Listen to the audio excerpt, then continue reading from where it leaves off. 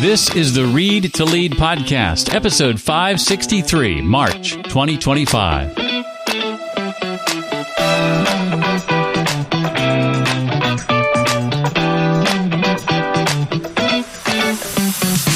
We can give people more decision-making autonomy. We can give people more social autonomy, so give them the right parameters to be connecting to the right people. If we kind of broaden how we think about autonomy, I think a lot of leaders will say like, okay, I can't do a lot about the where and when you work, but I can do a little bit more about one or two of these other pieces. In the wake of the pandemic and on the cusp of the generative AI revolution, the world of work has undergone a seismic shift. Chronic stress, burnout, and employee disengagement have reached crisis levels, and leaders are struggling to keep their teams motivated and inspired amid relentless change and uncertainty. And conventional management approaches are no longer sufficient, which demands a new leadership framework to address the root causes of these challenges. Well, I've got good news. We're going to tackle those challenges today with my guest, Paula Davis. Her brand new book is called Lead Well: 5 Mindsets to engage, retain, and inspire your team. Whether you're a seasoned leader or an emerging manager, Lead Well is going to provide a holistic, research-backed framework to future-proof your leadership and unlock the full potential of your team. As founder and CEO of the Stress and Resilience Institute, Paula has spent her career helping people at every level, from CEOs to soldiers, to make work better. And in her book, Lead Well, she delivers actionable and science-backed tools designed to empower you to create a culture that values well-being as much as productivity. She's been recognized by the New York Times, the Washington Post, and the Oprah magazine, and she's fueled by a personal desire to show all of us that we have the power to live and work well. Well, Paula, thank you for being here. I am excited to talk to you about your brand new book that at the time of this recording has been out for right at a month. So welcome officially to the Read to Lead podcast. Thank you so much, Jeff. I'm so excited to talk to you. I got a list of books from Nina and Pamela a few weeks ago, a couple of publicists I'm really excited to work with these last few years. Mm-hmm. And your book was one of the books on that long list of maybe a dozen or more books. And I shared that with my community. I told last month's guest, Sandra Matz, about this too, and asked them to tell me, who on this list do you want to see me interview? And of all the people who commented, your book was listed by nearly every person who responded. They said, we want you to interview Paula about Lead Well. So they're one of the reasons I'm talking to you. Of course, I'm also excited about the topic of leadership and looking forward to getting into this with you. Oh, fantastic. Well, that's good to know. No pressure. But we're going to have a great conversation. That's right.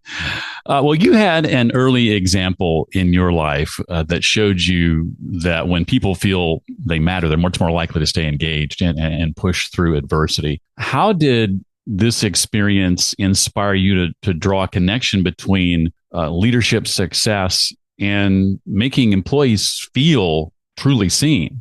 Sure. Yeah, it's so funny that, so the beginning of the book is the story of my parents' journey into entrepreneurship. And my dad started a plastic injection molding company back in the early 1980s. And it turned out to be really a success in a number of different ways. And what's so funny about this is, as I was writing Lead Well, last year, I was struggling to come up with a story to kick off the book. And I tried a few different things, and my editor, publisher, it wasn't resonating, and it wasn't resonating with me. And I took a step back and I thought, wait a second, I had this fantastic example of some of the principles that I'm talking about in the book from way back through the lens of my parents' journey. And so I dug into that a little bit more and had a great opportunity to actually talk to them in a very different way and ask them some questions, particularly my dad. Like, how did you know how to do this, right? Because it wasn't just that your company was financially successful. Plastic injection molding is tough work, and it's not fun all the time. And people just stayed. And I wanted to know, like, how did you do that? Or what were you thinking? Or what made you think you knew how to create that type of culture back then? So I could draw some parallels between that story and what I've been learning from leaders and teams over the course of my work. With the pandemic, the rise of AI, generative AI in the last few years, you talk about how employees want more balance, meaningful work, personal growth, and then leaders have to adapt to a world of unrelenting change, right? Yes. How do you see the role of human-centered leadership in shaping a future where AI and human employees peacefully coexist? I love that word, peacefully. I think it is really the wave of the future in terms of how we need to be thinking about leadership. Because I think about, the technology side, the AI side has taken hold and it's not going away. And so I think it's just a matter of what is that going to look like? How is the technology side going to reshape or continue to shape our world of work in the next 5 years, in the next 10 years, and certainly beyond, as we start to understand more about what it can do, what it can't do, and what have you. I keep thinking, and I keep talking with folks at work who, and I'm also kind of the same mindset, that there will always be, hopefully, but I think, room for humans to still be part of this entire process. And what is it about AI and technology that it's going to have a really hard time capturing? And I think it's going to have a really hard time capturing things like emotional intelligence and teamwork and curiosity and resilience and, some of these other sort of human pieces or psychological pieces of the puzzle that are going to become really critical to balancing out this very tech-centered, technology-forward way of looking at work. And so I think that as humans will continue to crave more humanness and more human interaction in this tech kind of centric focus, leaders are really going to have to start understanding, what does that mean? And what skills do I need to develop in order to continue to lead in that way and continue to lead us down sort of that human path as we're going down the tech path as well? You dig into the root causes of, I think it's chapter 2, of burnout and disengagement. And you identify these 6 main drivers of chronic stress, the core 6. And I thought it was interesting that you highlight too that organizations often tackle stress as purely an individual issue, ignoring some of the deeper systemic factors. If you had to pick one of the 6 root causes of burnout and disengagement for leaders to address first, knowing that many of them feel overwhelmed when they look at 6, perhaps, and unsure where to start, which would you recommend, and how might fixing that one maybe spark positive ripple effects into the others? Yeah, I love this question because I actually tackle this question almost specifically with almost every leader and team that I work with. And the answer is fairly different depending on the type of issue, problem, challenge that the leader and or team that I'm in front of is actually facing. So I'll answer that a little bit more kind of, just globally from what I see. And that I would say by far and away, the biggest problem or challenge that leaders and teams face in terms of, core root cause of chronic stress and disengagement and burnout is by far and away the unmanageable workload piece. I think the unmanageable workload piece ripples into all of the other areas that I talk about on that list. And we dig into that in a variety of different ways. Having said that, it's also a really tough nut to crack. And it's a big, big challenge for leaders and people in organizations to start to understand, well, yes, we know that there's an unmanageable or a high workload issue. How do we even start to approach dealing with that? And so that can feel very daunting. And so even though I think it is the largest issue driving the problem, I think that starting with lack of recognition and helping people to understand like how they matter in their teams and how they matter to the organization, creating moments of what I call sticky recognition, where we're showing people the evidence of their impact, where you're showing teams the evidence of their impact on a more regular basis than just the sort of like every 5 years you get a gold watch sort of recognition things that a lot of organizations have, I think is probably easier and more doable and more low hanging fruit. And one of the I think outcomes of all of these conversations certainly is that leaders will say, I think regardless of where you start, shoring up whatever you feel that kind of immediate root problem piece is will have ripple effects on some of the other pieces. And so I don't think there's a right or a wrong answer in terms of where you start, but I'll say globally, The biggest challenge is unmanageable workload, and probably the easiest or more low-hanging fruit place to start is with that lack of recognition piece. Well, let's dig into the mindsets now, each of the five, starting with, of course, mindset number one, prioritize sticky recognition and mattering. Sticky recognition, the kind that not only praises the individual, but also calls out the actual impact and value of their contributions. So when you talk about sticky recognition, how do you balance authentic praise with preventing that sort of everybody gets a trophy type feeling? Yeah, because so I love this because I love part of what I love about my work is really digging into a lot of these issues with leaders and teams, because I think sometimes we read some research papers and they sound really great, and we read these practices and they sound really great, but then we're also dealing with humans who have certainly core values and beliefs about how they think the world should operate in their worlds, and a lot of leaders will say, look, hey, I'm too busy to do this. Or, I don't sense a lot of urgency with this, right? I don't think that people on my team are going to leave tomorrow because I forgot to thank them last week. We don't have that sense of urgency. But when we start to dig down and drill into some of these other reasons why I think folks potentially struggle here, that everybody gets a trophy, what am I supposed to make everybody feel like a special snowflake now? Or, you get a paycheck and that's, your thanks, right? So I don't see my role as being, very fruitful or necessary to add on to that.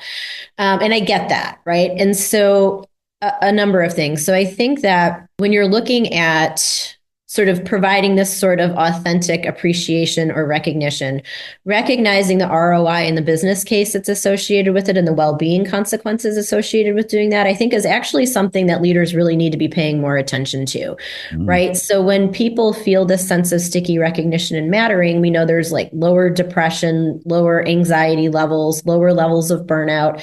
I'm more committed and bought into the company, which means that I'm probably less likely to leave, which means lower attrition and saves your bottom line a little bit.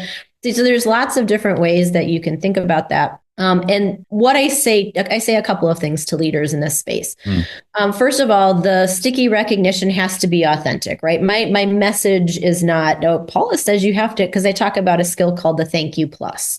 My message is not that you have to go say like 75 thank you pluses every week, just so that you can start to check this off the box. But that it's probably more likely that you're not doing it enough, and then start there and just kind of work your way up a little bit. But the authenticity piece is absolutely critical. And also really important that this isn't about stroking someone's ego. This is about helping to ignite the right kind of psychological fuel that we know will lead to a lot of engagement and motivation and resilience and high performance, honestly, for your team. And so I think those are all really great outcomes that if we can think about that, I think just having a 2-minute opportunity to say a thank you plus to somebody makes a lot of sense. So what I hear you saying is a paycheck isn't necessarily thanks enough. It's so funny because I start to go there and right away I have to qualify. My message is not get rid of bonuses and get rid of increases and things like that.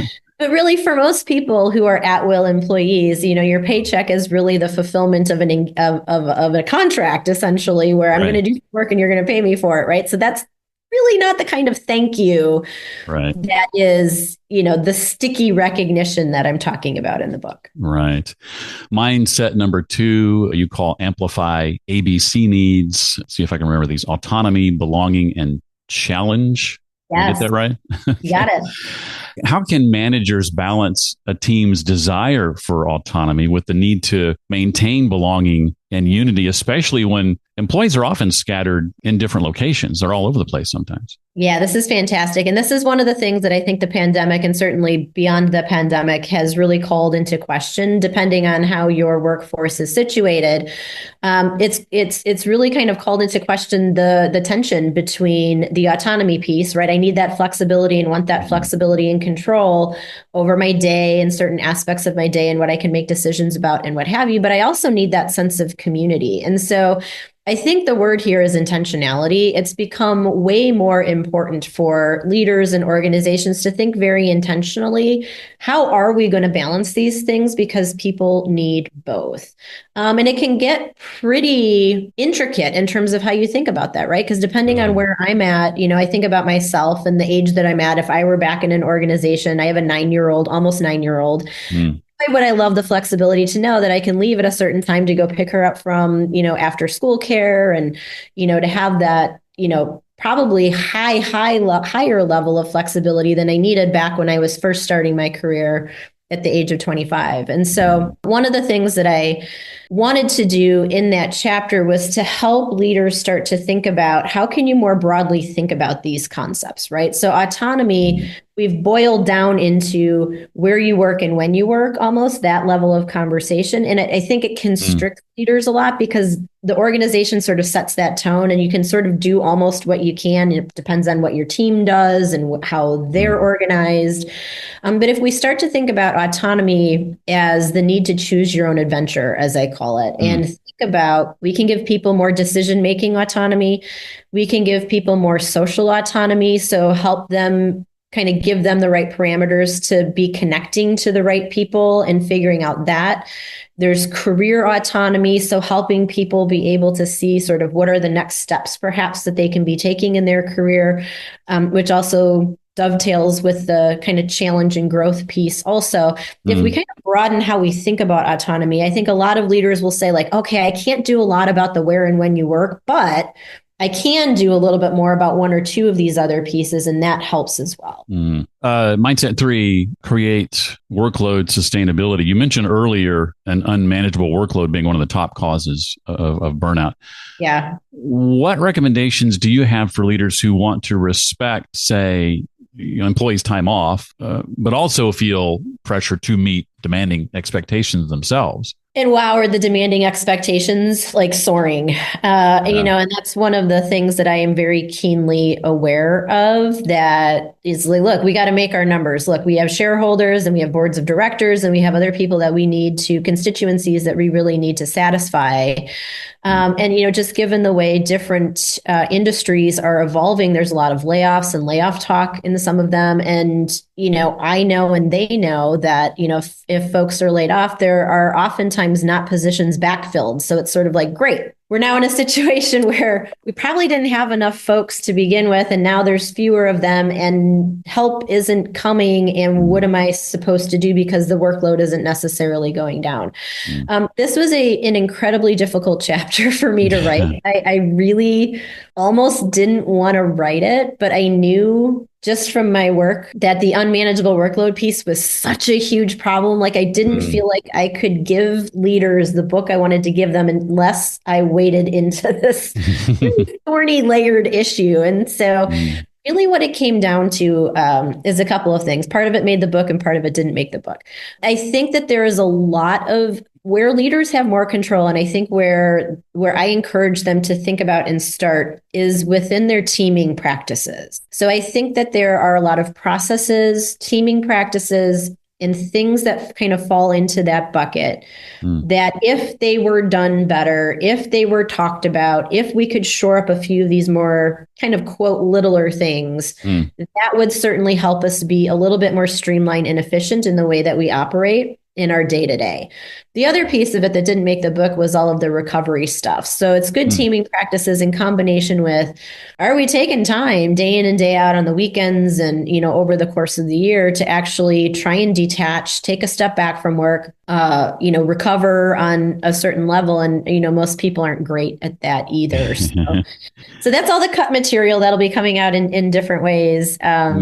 As we progress. But I think I captured at least some good frameworks and strategies for leaders to try with their teams and start to get a better handle on kind of that teaming practices and processes side. You're talking like the mindful business charter, for example, as far as frameworks? Yeah, the mindful business charter and the U.S. Bank guidelines, I think, are a phenomenal place to start. It works a couple of different ways, both with you, your own team, but also to your external and internal business clients, right? So how can you talk to them or start to have a conversation about how you the best possible ways that you can work together and develop great communication and strong relationships.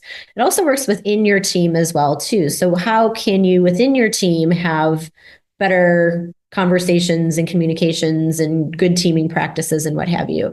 But I think it's also things like the meetings audit. I mean, one of the things that I hear from so many leaders and teams is the wasted amount of time that is spent in meetings, and really starting to think about, could we meet better? Do we even need to meet? Could we be harnessing video updates and other tools that perhaps exist to get a better handle on how we need to disseminate information across our teams, particularly if you're spread across a lot of time zones, which many folks are. Mm-hmm. Reminds me of a book I read years ago called Death by Meeting. I think meeting audits is something everybody should consider. Yeah. I mean, I was struck, in the book, I talk a lot about Atlassian's work. They're a software company, but they've been doing just some brilliant research looking into, like, really drilling into what are the best practices and methods and processes for a lot of this teaming type stuff, and finding that 72% of the time meetings are inefficient and don't really accomplish what you want them to. And so it's an extraordinary waste of time when you're talking about groups and teams of people who just don't have that extra time to spare. Build systemic stress resilience is mindset number 4. And here you point out that people who are resilient tend to stay more connected to their work, fueling even stronger resilience. There's a risk, I think, that some leaders view resilience as a way to ask people to tough it out, right, instead of addressing systemic stressors.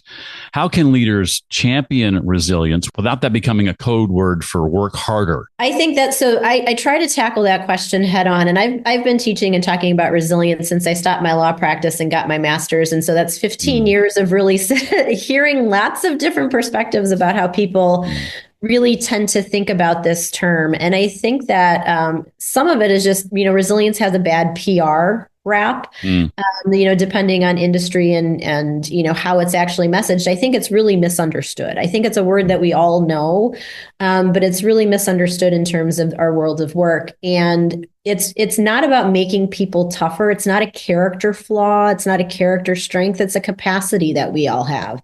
It's our capacity to navigate the hurdles and the problems and the challenges and the obstacles, and do so in a way that we come out the other side, not just bouncing back, but having grown and learned from the experience that we've gone through.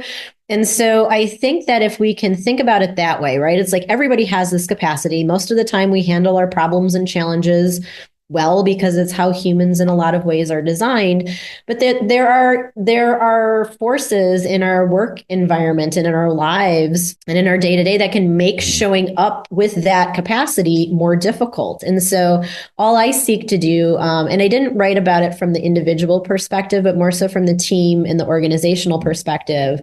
How can we best sort of fill those capacity buckets in a way that makes it more likely that more often than not, together as teams and as organizations, we're going to be moving in a direction that sends us closer to being able to navigate those issues in a way that helps us grow, so that future challenges might not sting as less, take as long of a time.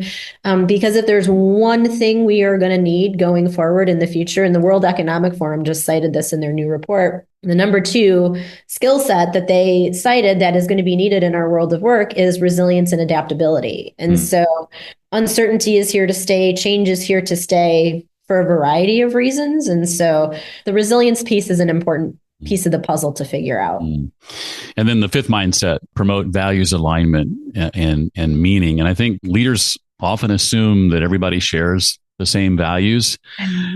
You mentioned how aligning values between the team and the organization can amplify meaning. What are some ways that leaders can pinpoint and then reinforce shared values so that team members feel truly invested? Yeah, this is really critical. And I think this is particularly critical when we're talking about talent retention and, just attracting top talent, particularly among younger millennials and Gen Z. So not to necessarily send this in a completely generational, divide in conversation, because I'm Gen X. I wanted and want meaning and values alignment from my work. It's a big reason why I own my own business instead of working for an organization. But I think that if we think about the practices that kind of unify us and help us all find meaning and values alignment in our work, it's things like, understanding and talking about the impact of our work.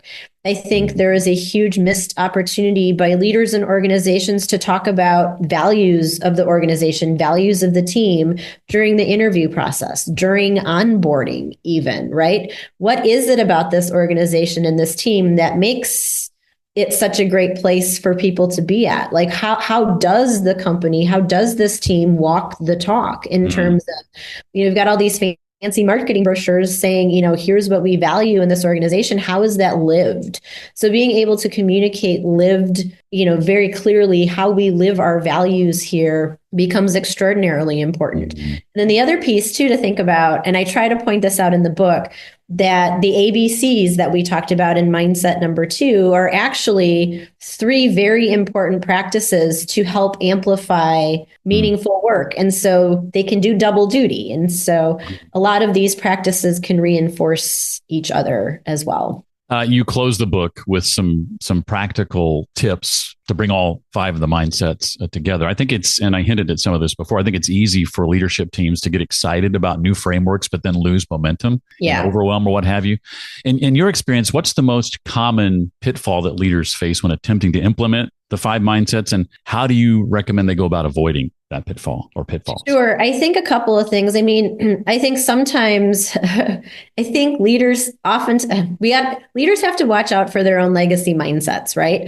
This is the way we've always done it. I don't get why this is important. Man, I'd really love to do this, but wow, we have so much on our plate. Like, this just feels like one more additional thing to do. And that's why I wanted to set them up with a lot of what I call TNTs, or tiny noticeable things. So it's not about feeling like you've got to wildly shift your team culture or do some huge thing to upend or to change what you're doing. But it's that thinking about, when then where are the specific lanes, the mindsets are that are going to help me in deeper ways, and what are a couple of things in those lanes or mindsets that I can start to do strategically?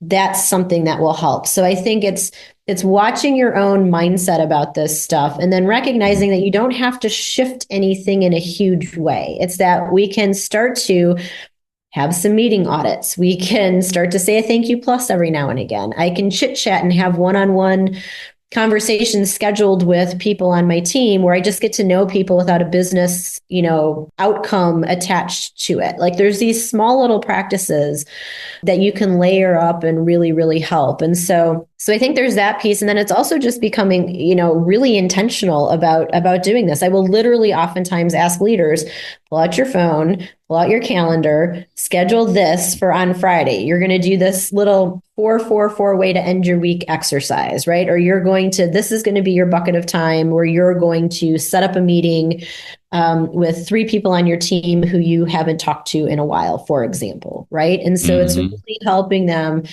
in a very concrete way start to take the next step, even if it's small. And one thing that I've noticed too, just kind of going through this work, that I think companies are still undervaluing and utilizing, is coaching after this type of learning.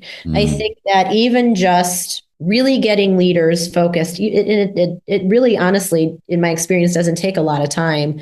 Really hearing in a very strategic, one-on-one kind of help me out specifically kind of moment really can set a leader down a great path. And so it's, again, thinking about all of this in a systemic way, but that leaders really need the support, the education, the tools, the coaching, more, together to really help, I think, kind of set this off in the right direction. I sought questions from members of the Read to Lead community. We have time, I think, for just one of these, and it's somewhat unusual. And I'd be curious to know how you would respond, to sort of put on the spot here a bit, if you will. But Gary wrote about a specific, I don't want to use his last name for obvious reasons, but wrote about a specific employee who desires autonomy, wants autonomy, but they lack the courage or diligence to do each project with excellence before going on to the next one. How would you advise Gary to handle that situation? Again, putting him on the spot a bit. No. That's interesting because there's a lot of nuance to autonomy. And I think it both from the people who seek it and from leaders is just sort of like, give me autonomy, right? But one of the things that I really learned in my work is that autonomy needs to be earned. And so if you are new to an organization, if you are just starting your career, if you have a few projects under your belt and the effort level or the outcomes haven't been exactly what has been desired, I think it becomes really important for a leader like Gary then to have that conversation with whoever that person is and just say, look, you want more autonomy? I would love to give you more autonomy. Here's where the gap is. Here's what's missing. And here's what I'm going to need to see first and foremost before we start to have a conversation about what more responsibility or flexibility or freedom really looks like. And that conversation, I think, really needs to be had. Otherwise, I'm going to get frustrated if I'm the employee and I'm going like, why is my autonomy hey, it's been a few years or it's been however many months. I feel like I've earned it. I'm turning in all these projects. But if you then as a leader aren't communicating back, here are the stumbling blocks or the reasons why we're not advancing forward with this, that's a little bit more on you to make sure that happens. And then to provide a little bit of feedback and clarity about what the employee could do then to get a little bit better so that you can hopefully have a different conversation down the road. And that's where part of the C, that challenge and growth piece also comes into that conversation as well. We need feedback. So that's how I would start to tease that apart. Well, the community asked for it and they got it. A conversation with Paula Davis, whose new book is Lead Well, 5 Mindsets to Engage, Retain, and Inspire Your Team. Before I let you go, Paula, what's the best way for listeners to connect with you online? Yes. So my website is really the hub of all of my information and trainings and books and all of that. And that is stressandresilience.com. I'm also all over social media, but particularly enjoy LinkedIn. So Paula Davis on LinkedIn is fantastic. Well, thank you again for your time. I know you're very, very busy. We appreciate all you had to share in this book and the 5 mindsets, and I look forward to helping my community put them into practice. Yay! Thank you so much, Jeff. This was wonderful. Thank you to your community as well. As usual, we'll link to Paula's website and social media handles on the show notes page for this episode. That's at readtoleadpodcast.com/563 for episode 563. If you're not already a member, we'd love to have you as a part of the Read to Lead community online. We meet live every month to talk about books and how to put what we're learning into action. To find out more about that, you can go to jeffbrown.me. And once there, you can sign up for a free 2-week trial to check it out and see what you think. If you like what you see, it's just $9 a month after that. One more time, that's at jeffbrown.me. Well, that will do it for the March edition of the Read to Lead podcast. I look forward to seeing you next month. Until then, as always, remember, leaders read and readers lead.